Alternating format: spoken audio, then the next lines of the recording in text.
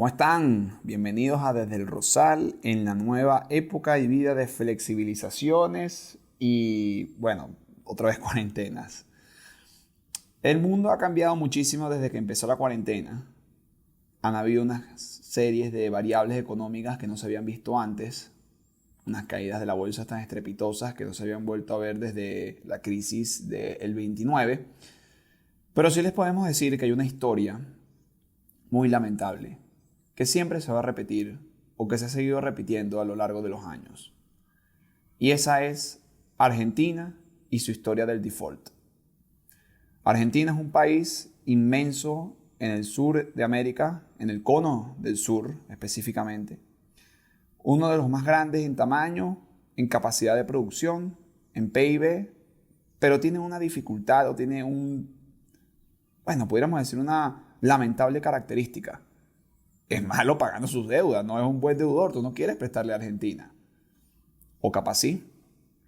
Lo que veremos ahorita es la historia de los defaults de Argentina, cómo se hicieron, a qué han llevado y dónde estamos parados hoy en día. Hoy es nuestro primer episodio en el que estamos juntos los nuevos hosts, yo soy un host de Eterno, y el nuevo host, Francisco Gorrín. Espero que lo disfruten.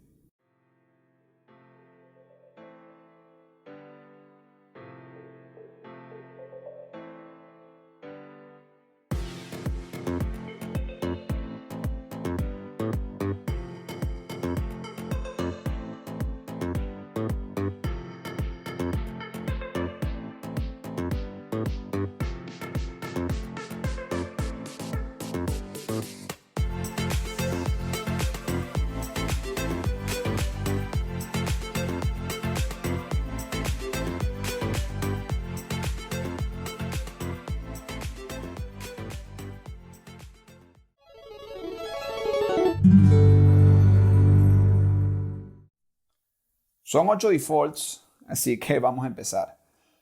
Hace 200 años, en 1827, es que Argentina decide suspender por primera vez el pago de su deuda. Luego de declarar la independencia de España, en 1816, la economía argentina se abrió rápidamente al comercio externo. Algunos historiadores hacen referencia a esta época del principio de los 20, en 1820, como una de las más felices experiencias de la nación, un periodo de paz, prosperidad y una fascinación por la aristocracia europea. Por eso se puede explicar la influencia arquitectónica que tiene en Buenos Aires este tipo de mini París en el continente latinoamericano. Eso rápidamente cambió luego de que Argentina le vendió parte de su deuda a Londres para financiar varios proyectos, como normalmente se utiliza la deuda. Pero sucede que Argentina en ese momento no se vio preparada para algo muy importante que iba a suceder. El Banco de Inglaterra, el Banco Central de Inglaterra, subió fuertemente las tasas de interés para detener la caída de sus reservas. Ese fue un resultado que llevó a una caída bursátil y una recesión en Inglaterra, que se extendió a una Argentina que tenía unos gastos enormes por una guerra que había tenido con Brasil hace nada, además, en un contexto inflacionario. Otra historia que se va a seguir repitiendo. Impresionante sería que después de esto no sería hasta 1857 que Argentina volvería a retomar el pago de la deuda externa. Uno llegaría a pensar que después de haberte excluido 30 años de los mercados internacionales para buscar financiamiento, Argentina hubiera dicho, ok, está bien, sí, no nos sobreendeudemos, sabemos que no podemos pagar eso, tenemos que generar o emitir deuda en cantidades más manejables. Pues no. La década de 1880 y a sus fines fue una década de gran expansión crediticia y especulación financiera. Y sabemos a lo que puede llevar ese tipo de cosas. Un banco llamado Barings Brothers de Londres invirtió en 1824, 3 años antes del primer default, muy fuertemente en deuda argentina, 1 millón de libras esterlinas para la época. En este caso de gran especulación y gran expansión crediticia, Argentina utilizó todo ese sobreendeudamiento para financiar proyectos como ferrocarriles, estaciones de trenes y la transformación de Buenos Aires a la ciudad cosmopolita que conocemos hoy en día. El sur de Argentina también se vio beneficiado, la ganadería tuvo una expansión muy grande, sobre todo en la Patagonia, y además los prospectos de oro en una tierra o una zona llamada Tierra del Fuego también tuvo su euforia. Toda esa euforia cayó cuando sucedió algo que ha pasado y seguirá pasando lamentablemente en Argentina y en América Latina. La burbuja de los commodities que nos llevó a unas buenas épocas de vida explotó. La nación pagó o paró el pago de la deuda en 1890, llevando a los bancos a una crisis financiera sin precedentes y a la resignación de un presidente, en este caso Miguel Juárez Celman. Ese noviembre, Barings cayó a casi la insolvencia y a raíz de ello, en 1891, el nuevo presidente Carlos Pellegrini fundó el Banco Nación. Argentina salió del default 4 años después, aprovechando el ingreso de capitales ingleses, una vez más. Argentina no volvería a entrar en default hasta muchas décadas después, en 1951 en particular.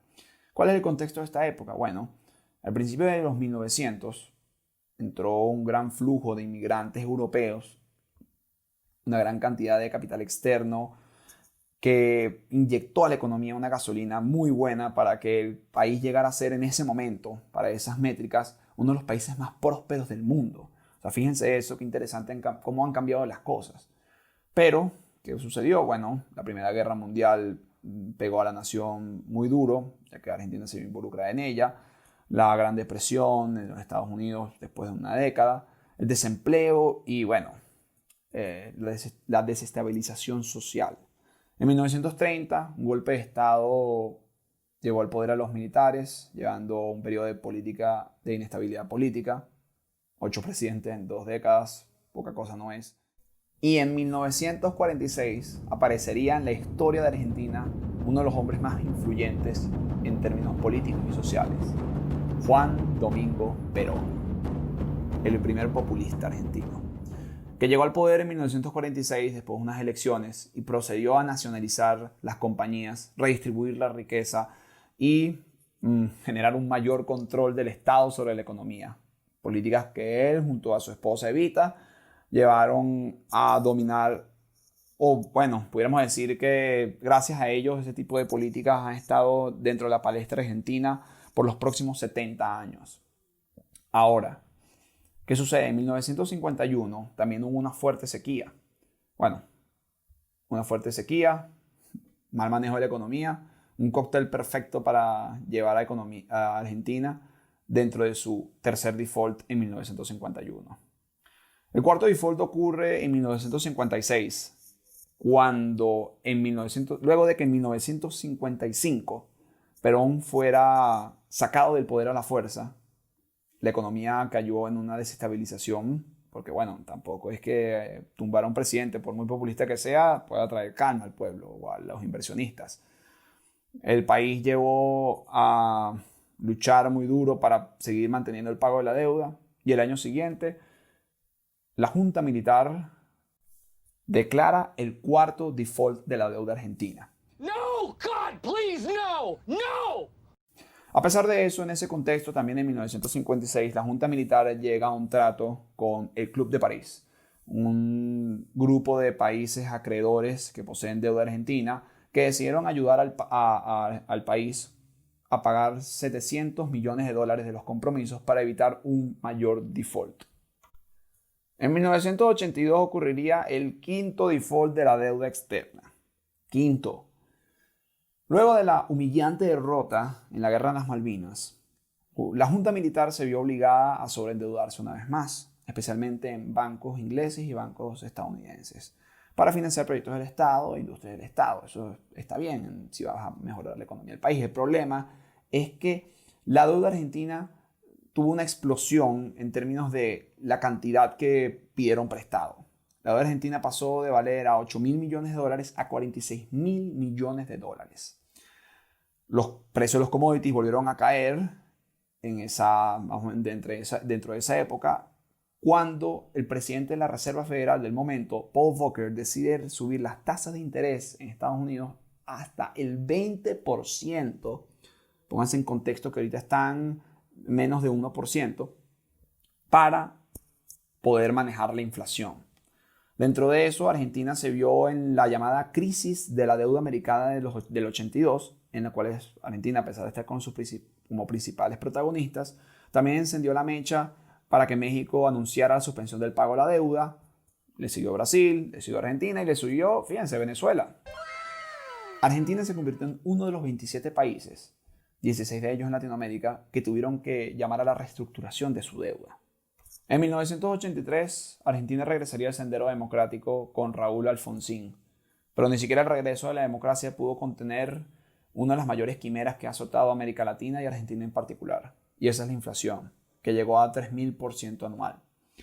Esa desencadenó nuestro sexto default en 1989, trayendo consigo a un peronista al poder, Carlos Menem.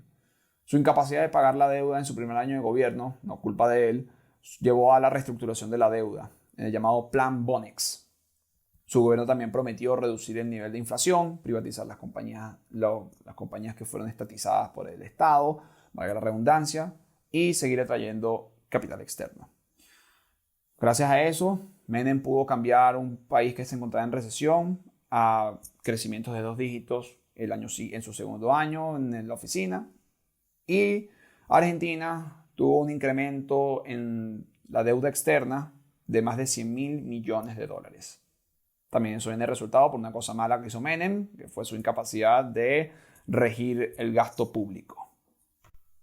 Para el momento que él salió de la oficina, por así decirlo, la nación había quedado una vez más en recesión, un desempleo abollante, exportaciones contraídas y un precio sobrevaluado debido a su política del peso de 1 a 1. Que eso quería decir, un peso es igual a $1. Ahora nos encontramos en el séptimo default de la deuda y el considerado más fuerte de todos los defaults en la historia argentina. Después de 4 años de una brutal recesión y perder más de 2/3 del Producto Interno Bruto, Argentina se encontraba en caos y los argentinos pedían respuestas. La incapacidad del gobierno electo de Fernando de la Rúa en 1999 para encaminar el país utilizando el blindaje y el mega encaje, que fue conocido de manera más popular, el corralito, no funcionó y Argentina tuvo en 2 semanas 5 presidentes distintos. 5. Pasaron de los electos por el pueblo a electos por el Congreso, a electos por concesiones, e inevitablemente toda esta incertidumbre, esta inestabilidad, valga la redundancia, llevó a lo que se fuera conocido por el Estado argentino como la suspensión del pago de la deuda en el 2001 por Adolfo Rodríguez Saá. Vamos a hablar de la deuda externa. En primer lugar, anuncio que el Estado argentino suspenderá el pago de la deuda externa.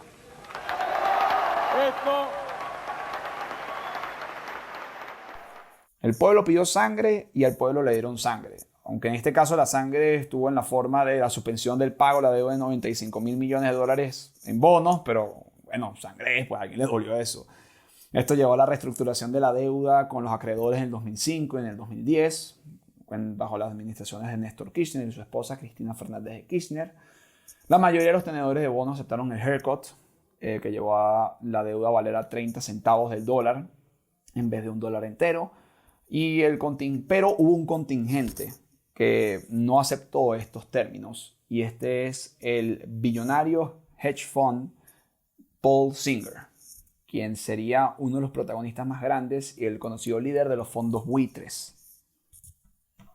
Estos llamados fondos buitres exigían un total pago de la deuda, nada de descuentos. Si te presté $1, me devuelves $1, nada de 30 centavos. Esto llevó a un drama legal en el que Singer y estos, quiero que sepan, estos nada más eran el 7% del total de los bonistas. Pero eso es una gran cantidad de dinero, eso es una gran cantidad de intereses y pedían un pago completo, un peso más grande para el Estado. En el 2014, la administración de Cristina Fernández de Kirchner entró una vez más en un default, obviamente a menor escala, pero todo gracias a una sentencia de un juez en Estados Unidos que decidió que Argentina no podía seguir distribuyendo fondos o podía acceder a los mercados internacionales a menos de que el fondo o llamado Singer's Elliott Management Corp., que era el fondo de Paul Singer y los demás, entre comillas, fondos buitres, fueran pagados completamente en el default de su deuda. Esto fue una guerra jurídica entre los tenedores de bonos y Argentina tan grande que incluso llevaron a confiscar un barco alegórico de la Armada Argentina cuando este desembocó fuera del país. O sea, verdaderamente Argentina estaba completamente excluida de los mercados internacionales.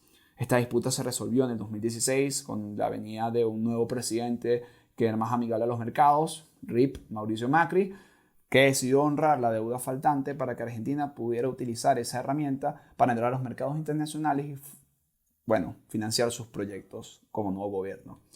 Ya he hablado mucho de Argentina, ya me cansé, son 8 defaults, pero mi amigo Francisco Gorrín va a hablarles del 9º default, la importancia de este y cuáles son los prospectos de este país y probablemente cuál es la razón por la que Argentina sigue teniendo esa maña de no pagar sus deudas.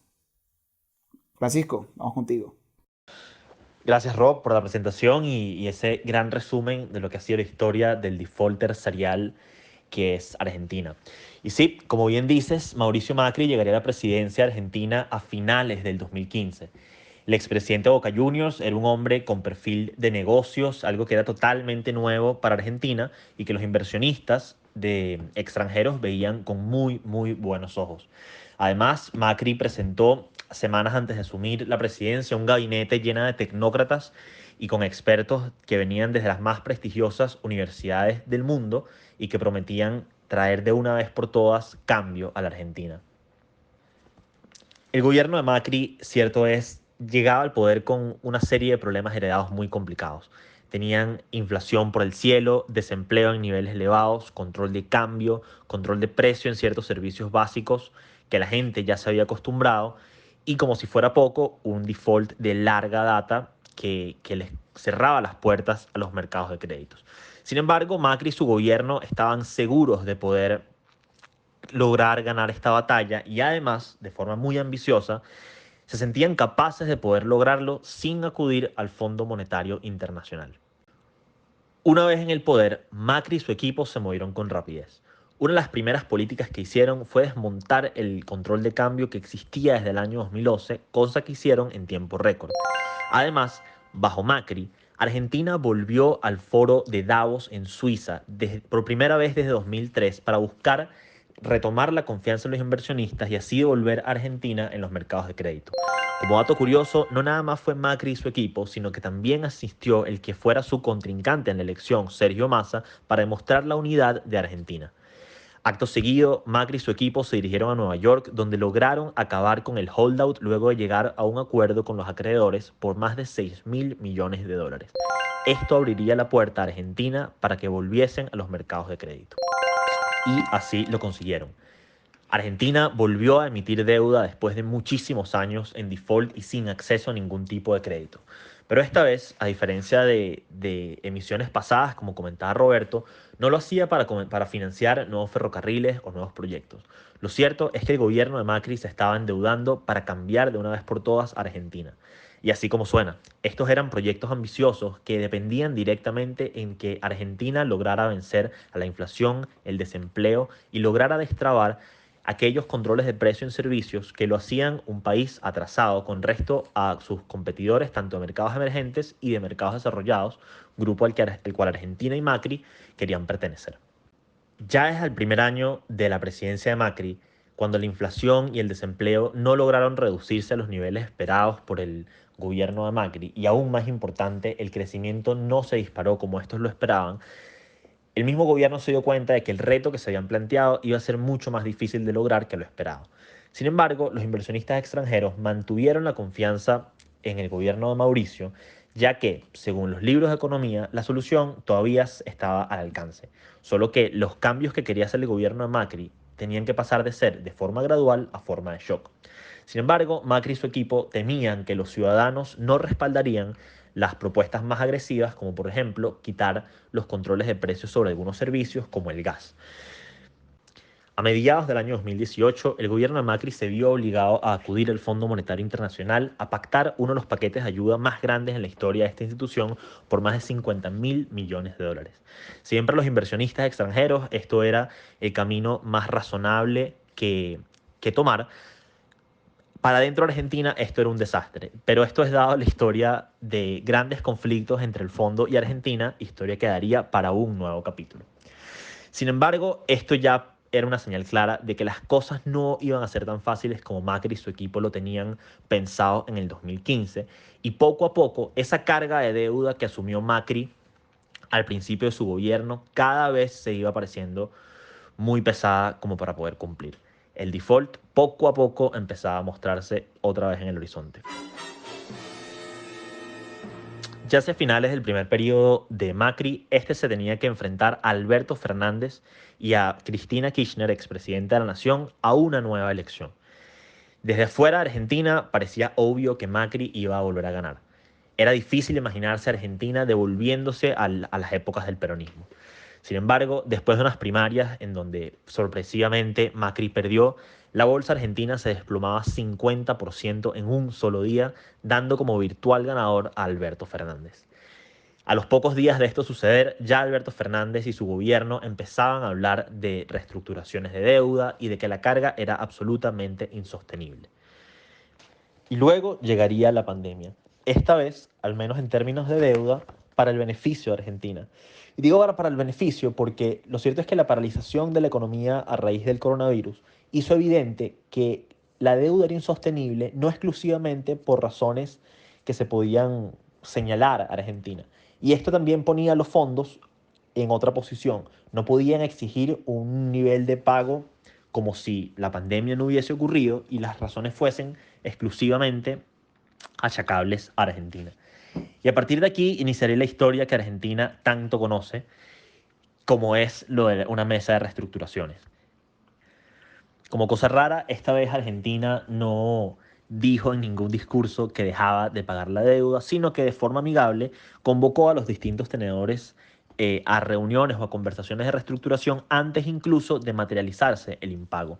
Desde los últimos meses, los fondos más importantes del mundo como BlackRock, Fidelity, T. Rowe Price han estado en diversas conversaciones con el gobierno de Alberto Fernández y sobre todo con el ministro de Economía y Finanzas, Martín Guzmán.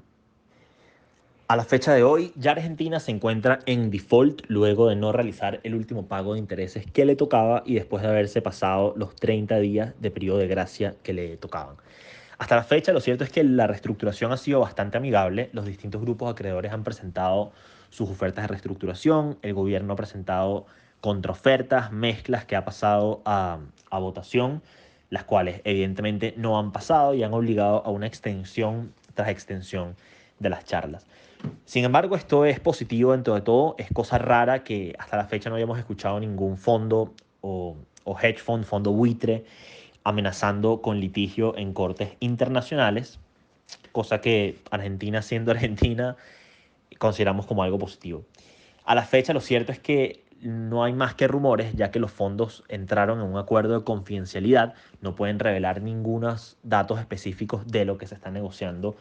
Pero esto, si tomamos como referencia otras negociaciones alrededor del mundo, es un indicador de que se encuentran dando los toques finales a las distintas propuestas y que el acuerdo está más cerca, por lo menos, que del día de ayer. Sin embargo, Argentina es y será Argentina, como bien dijo Roberto, así que no deberíamos sorprendernos si las negociaciones se tuercen y empezamos a escuchar de demandas en cortes internacionales, a pesar del contexto actual que vivimos como mundo. Lo que sí es seguro es que nos volveremos a ver más pronto que tarde, siempre por aquí desde el Rosal.